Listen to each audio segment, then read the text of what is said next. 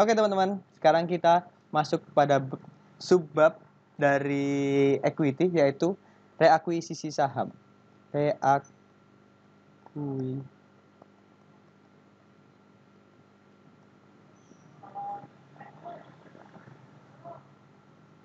Nah, baiklah. Di subbab sebelumnya kan sudah dijelaskan mengenai saham biasa atau saham ordinary. Nah, sekarang kita membahas saham itu bisa dibeli kembali oleh perusahaan. Pasti ada alasannya kan kenapa perusahaan itu bisa membeli kembali sahamnya. Nah, di sini ada 5 alasan kenapa perusahaan itu membeli kembali saham yang telah ia terbitkan atau yang telah ia jual.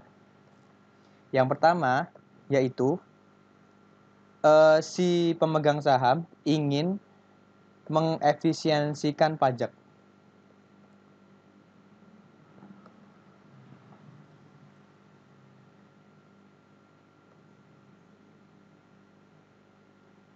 Kenapa?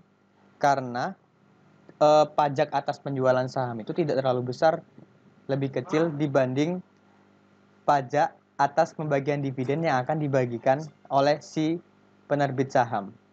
Makanya perusahaan memilih untuk menjual saham yang telah ia beli dulu. Dan ya, seperti itu.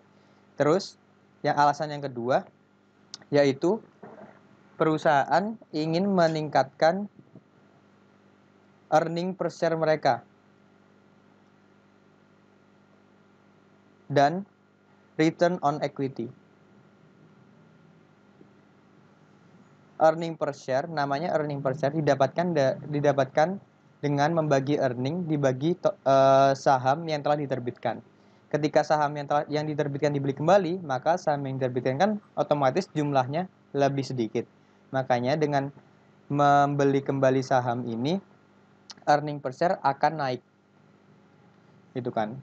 Terus, alasan yang ketiga selanjutnya yaitu untuk menyediakan saham. Tujuannya apa? Untuk diberikan kepada karyawan atau untuk memenuhi syarat-syarat merger. Diberikan kepada karyawan kenapa? Karena karyawan ini dianggap telah misalnya berprestasi baik. Jadi perusahaan sebagai kompensasi atas karyawannya menerbitkan saham dan membagikannya kepada karyawannya sendiri. Nah, yang kedua, untuk merger. Ketika perusahaan ingin merger dengan perusahaan lain, maka ada persyaratan saham yang harus diberikan kepada perusahaan lain itu. Makanya ketika saham dibeli kembali ini salah satu tujuannya yaitu untuk kebutuhan perusahaan untuk merger dengan perusahaan lain. Itu. Karena saham yang dimilikinya itu tidak mencukupi, makanya perusahaan perlu membeli kembali saham yang telah dijualnya. Alasan yang keempat yaitu untuk menggagalkan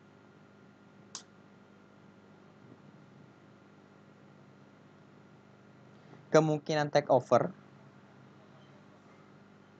over dari si pemegang saham.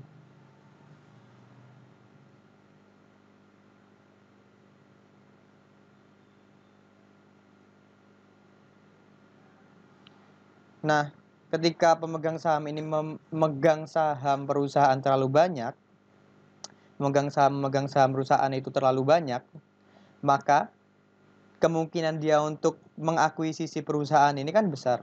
Makanya perusahaan membeli kembali saham yang telah ia jual untuk menggagalkan si perusahaan yang memegang saham itu mengakuisisi perusahaannya gitu. Kemudian bisa juga digunakan untuk mengurangi jumlah pemegang saham.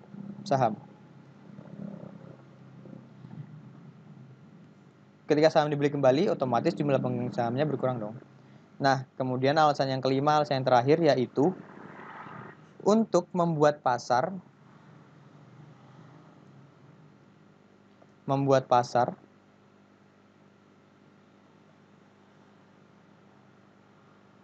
dari sahamnya sendiri.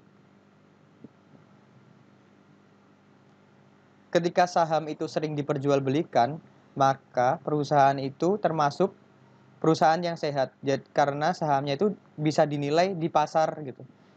Nah, makanya untuk membuat pasar ini, perusahaan membeli kembali saham yang telah ia jual tadi. Jadi, salah satu tujuan untuk reakuisisi ini yaitu untuk membuat pasar dari sahamnya sendiri. Seperti itu alasan. Jadi ada 5 alasan nih. 5 alasan mengapa perusahaan memutuskan untuk reakuisisi saham yang telah ia jual atau yang telah ia terbitkan. Oke.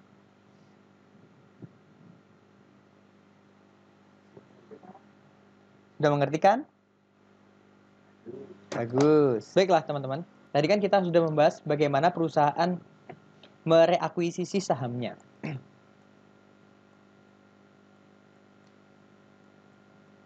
Nah, ini saham yang direakuisisi ini dari perusahaan itu bisa ada 2 pilihan dari perusahaan tersebut, bisa di hold atau dihentikan, di retire. Ketika perusahaan memilih untuk menahan sahamnya di hold atau hold, maka saham yang ditahan tadi itu dinamakan treasury shares. Karena ini saham ini kan dianggap sebagai harta kita, harta perusahaan gitu. Kemudian dia mereakuisisi, dia membeli kembali sahamnya, pasti kan ada harga yang ia bayarkan.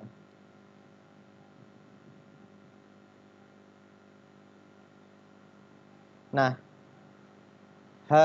purchase dari pembelian treasury shares ini ada 2 metode. 2 metodenya yaitu berdasarkan cost method, dia membeli berdasarkan dia mencatat pencatatannya itu ada 2 metode. Dia mencatat berdasarkan cost method atau par value method.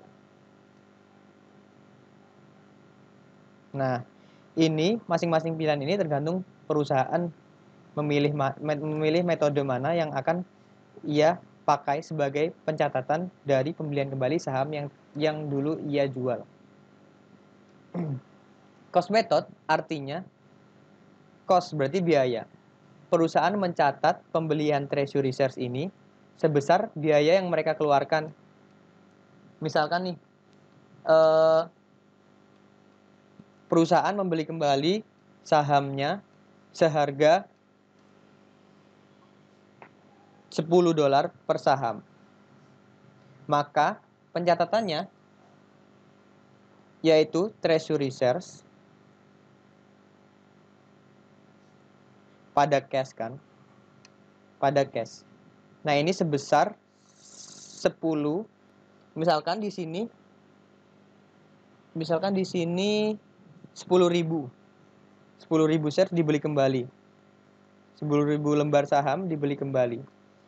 Maka pencatatannya yaitu treasury shares pada cash sebesar 100.000.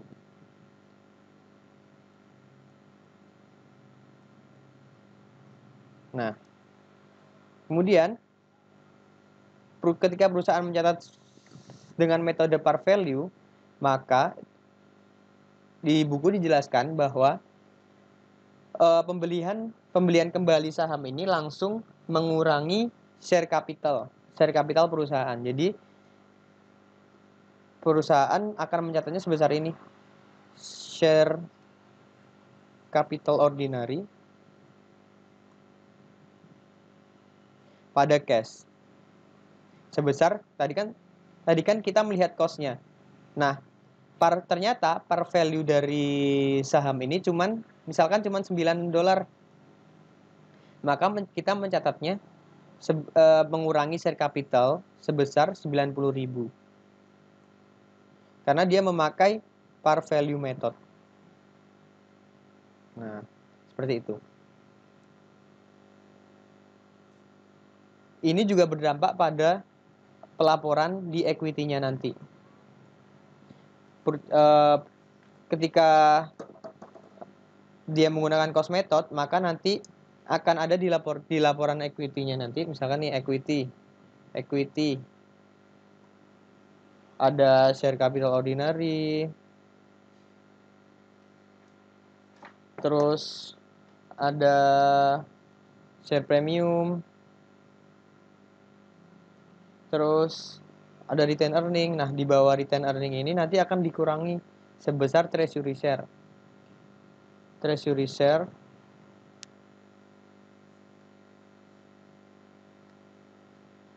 at cost. Nah, di sini. Di sini akan ada nih jumlahnya. Di sini premium, terus retain earning, menambah equity. Nah, si treasury shares ini bakal mengurangi equity. Nah, di sini. Maka total equity-nya akan ketemu.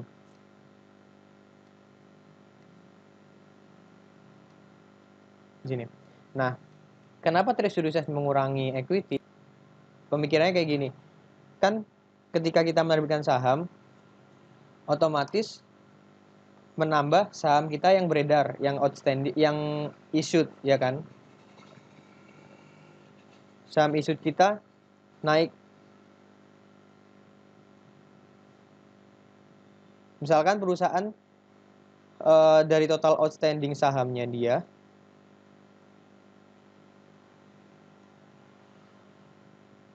100.000, yang di-issued juga 100.000.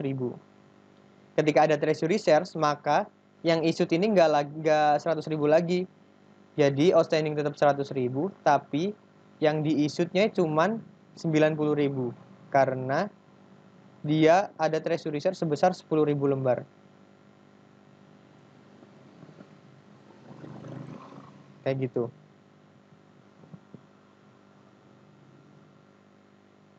Sejauh ini paham kan? Tentang pembelian kembali saham. Oke. Ya, teman-teman. Sekarang setelah kita membahas tadi perusahaan membeli kembali saham yang telah kita jual, yang telah dia jual, perusahaan agak pelin-pelan nih. Dia menjual kembali saham yang telah ia beli tadi, yang telah ia beli kembali tadi. Nah, di sini kita bahas sale of treasury shares.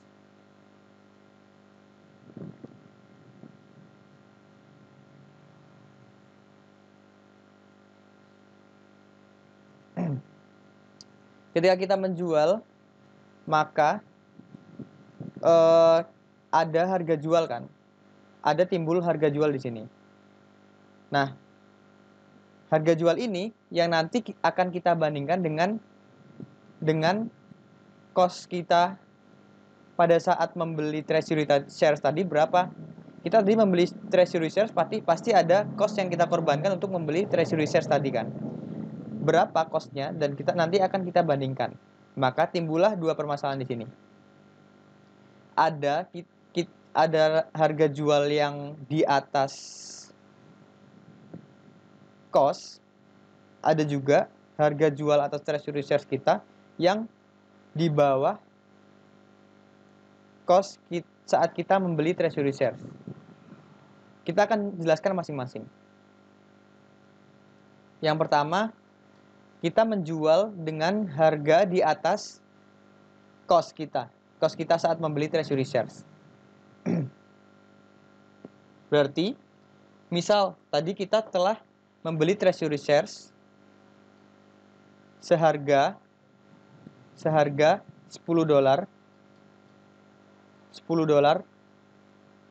dengan jumlah 10.000 lembar. Ya kan? Kemudian kita menjual kembali nih. Kita menjual dari treasury shares yang kita dapatkan, saham yang kita beli kembali tadi dengan harga 11, jumlahnya misal $1.000. 1.000 lembar. Pencatatannya gimana? Jurnalnya gimana? Maka kita mendapatkan cash pada treasury shares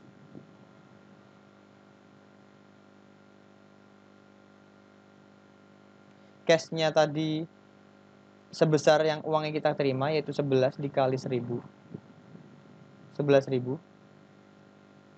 Treasury shares-nya, nah ini kita catat sebesar cost kita. Cost kita tadi saat membeli treasury shares sebesar 10 kan. Berarti 10 dikali treasury shares yang kita jual kembali, yaitu 1000 lembar. Treasury shares-nya 10.000. Sisanya masuk kemana? Nah, ini masuk ke share premium treasury.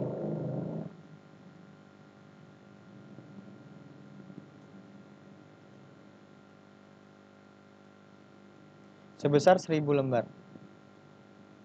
Nah, seperti itu pencatatannya.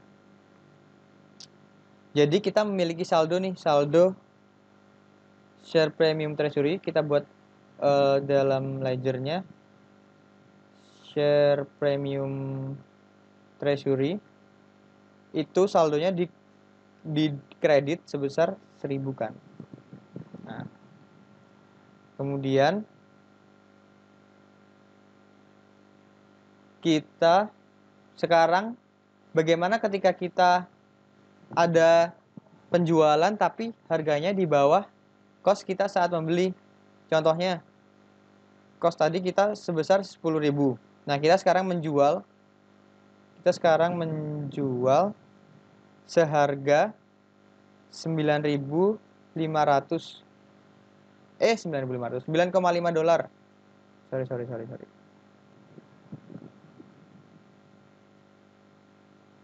Seharga 9,5 dolar nih misal. Lembarnya tetap 1000 lembar. Kita menjual kembali sebanyak 1000 lembar dengan harga 9,5 dolar. Maka cash yang kita terima cuman 9.500 kan, berarti 9,5 dikali 1000. 9.500. Treasury shares yang kita jual itu seharga cost, yaitu 10 dikali 1000, tetap 10.000 kan. 10.000. Sisanya masuk kemana? Sisanya mengurangi share premium tadi. Share premium tidak kan saldonya di kredit 1000. Maka sisanya selisih ini 10.000 dikurangin 9.500, ada 500 kan. Nah, itu masuk mengurangin share premium treasury kita. Di sini.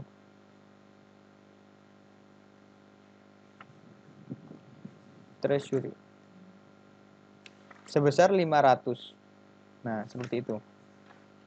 Jadi ledger share premium treasury tadi hanya tersisa 500, ya kan? Nah, gimana ketika ada penjualan lagi di bawah harga pasar lagi?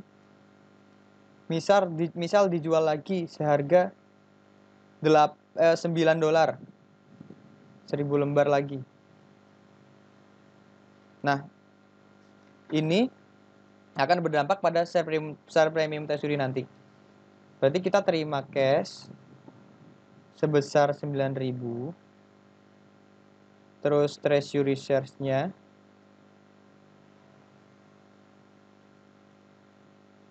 itu di kredit 10.000. Selisihnya 1.000 kan. Sedangkan saldo share premium itu tinggal 500. Nah, hal ini kan untuk mencukupi selisih sebesar 1.000 tadi, 500 ini kan kurang. Maka selisihnya diambil dari retain earning. Jadi selisih dari cost dan harga jual kita tadi langsung mengurangi retain earning kita, laba yang ditahan mengurangi retain earning. Jadi istilahnya kayak gini, share premium dihabiskan dulu,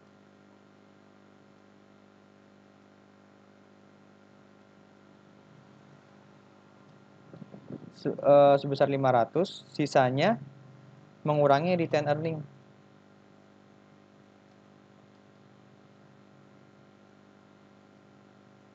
Sebesar 500 juga.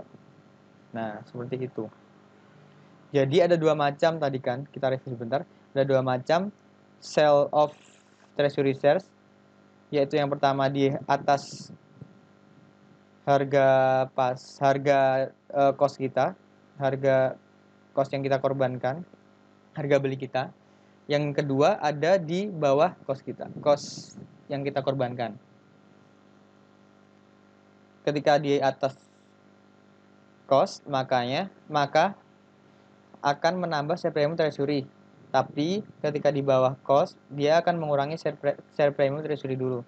Ketika ada penjualan lagi dan share premium treasury-nya saldonya tidak mencukupi untuk menutup selisih dari harga jual yang kurang dari harga beli kita tadi, maka akan mengurangi langsung retained earning. Nah, gitu. Gimana? Udah clear ya? Oke, terima kasih.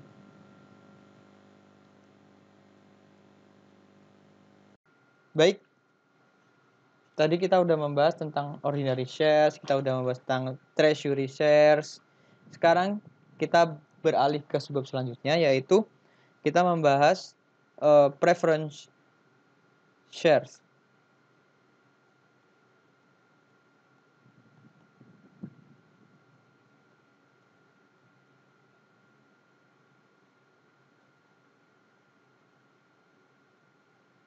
Nah,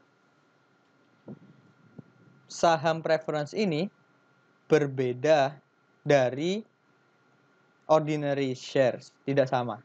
Jadi, keberadaan saham preference ini lebih dipreferensikan. Misal, yang membedakan dari ordinary shares, yaitu yang pertama, preferensi atas pembagian dividen. Kenapa? Karena preference shares ini telah ditetapkan dari awal, diperjanjikan dari awal, tiap tahun si pemegang saham ini akan menerima berapa dividennya, berapa persen dari tiap tahun akan menerima dividen sebesar berapa. Yang kedua, preferensi atas aset ketika perusahaan likuidasi.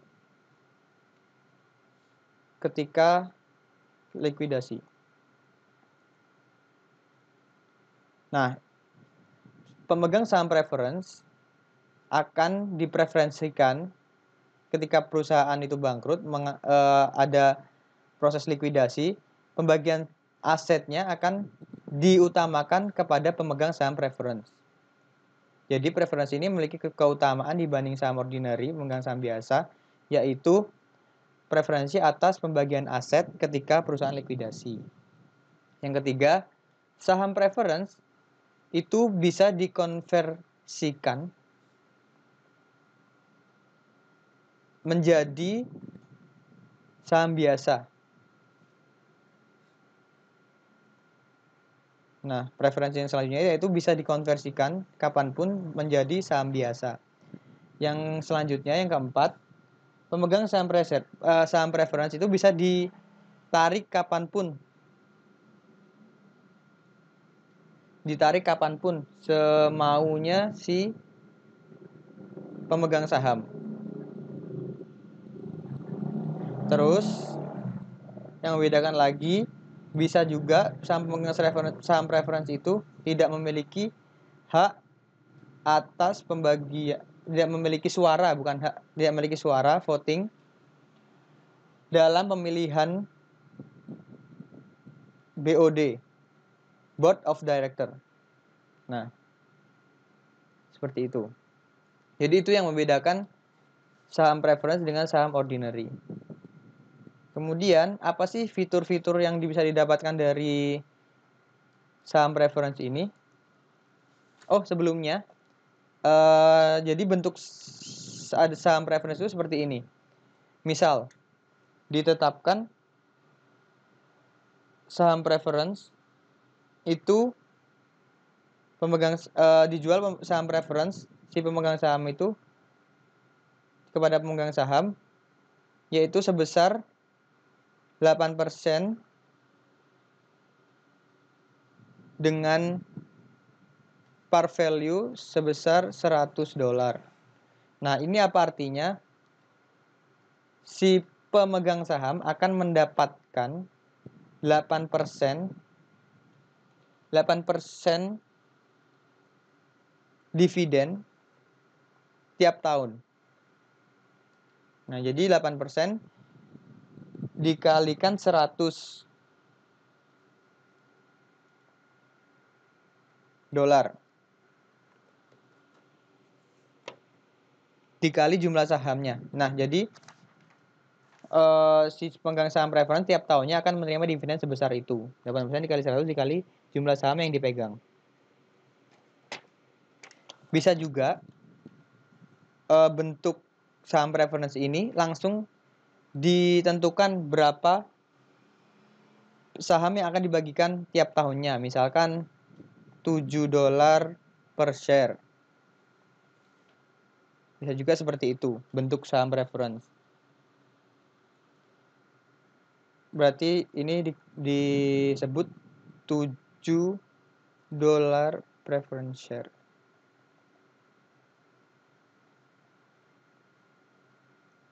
Nah, seperti itu. Kemudian kita bahas apa sih fitur-fitur yang bisa didapatkan dari preference share ini. Yang pertama yaitu kumulatif preference share. Kumulatif. Yang pertama yaitu kumulatif.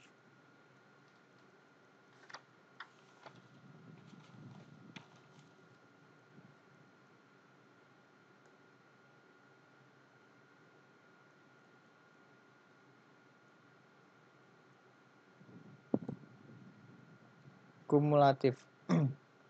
Nah, ini artinya apa? Jadi dividen itu bisa diakumulasikan ke tahun berikutnya ketika pada tahun tersebut tidak bisa membayar dividen. Contoh dividen pada tahun ini itu diakumulasikan dari 2 tahun ke belakang. Misalkan, jadi dividen yang dibagikan itu nanti akan dikalikan 2 tahun. Karena 2 tahun ke belakang si penerbit sahamnya itu belum membagikan dividen kepada pemilik saham. Maka dividen bisa diakumulasikan pada tahun tersebut. Terus yang kedua itu participating. Artinya si pemegang saham preference ini bisa mendapatkan partisipasi dividen dari saham biasa untuk saham yang tersisa dari ketika saham itu masih tersisa. Bisa mendapat bagian saham yang tersisa.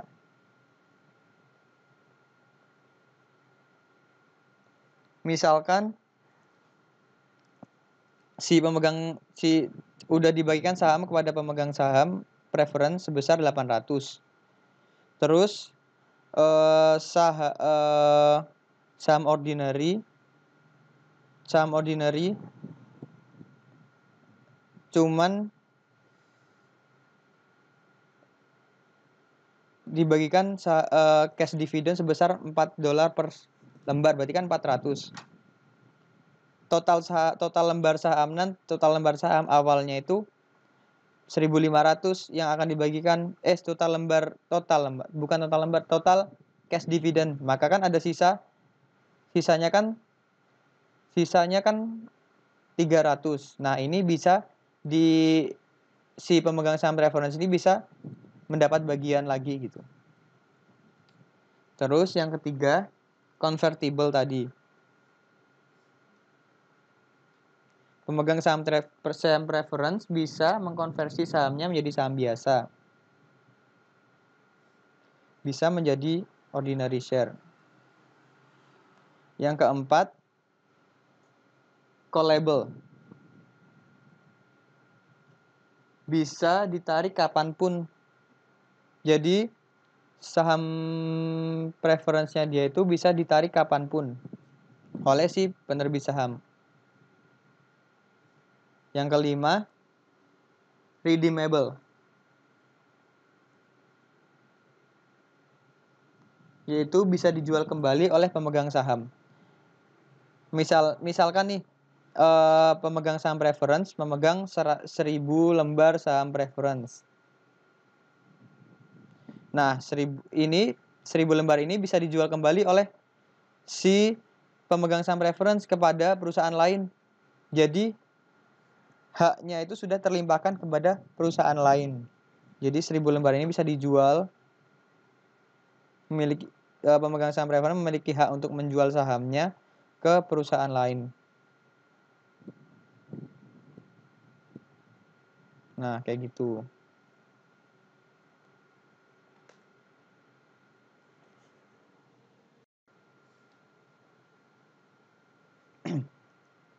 Nah, kemudian bagaimana pelakuan akuntansi dari preference share atau saham preference? Bagaimana accounting for preference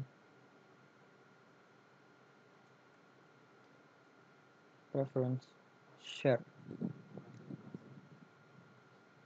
Nah, pelakuan akuntansinya itu kurang lebih sama dengan ordinary share. Cuman yang membedakan ya jurnalnya aja. Jadi jurnalnya, misalkan ada perusahaan yang menerbitkan 10.000 lembar saham preference dengan par value 10 pounds par value. Dia menerbitkannya, menjual saham preference-nya dengan harga 12 pounds per share. Maka di sini jurnalnya yaitu cash. Dia menerima cash sebesar 12 dikali 10.000 sebesar 120.000 pada share capital preference sebesar par value-nya 10 dikali 10.000 yaitu 100.000 dan sisanya masuk ke share premium preference.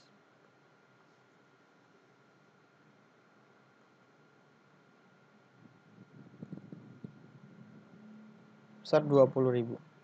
Nah, di sini kelihatan kan hampir sama dengan pencatatan ordinary share, cuma yang membedakan adalah namanya aja. Di sini share capital preference sama share premium preference. Untuk membedakan mana pemegang saham preference, mana saham preference yang diterbitkan, mana saham ordinary yang diterbitkan. Kemudian pencatatannya pada equity segmentnya itu sama juga, dia dimasukkan di dalam equity. Nanti ada dimasukkan share capital preference sama share premium preference ini ke dalam equity-nya. Nah, seperti itu aja. Jadi nggak ada pencatatan yang khusus atau yang rumit atas saham preference ini. Jadi cuman kayak saham biasa, cuman yang membedakan adalah namanya doang untuk membedakan. Kayak gitu. Selanjutnya kita akan bahas dividen dan dividen akan dibahas di part selanjutnya.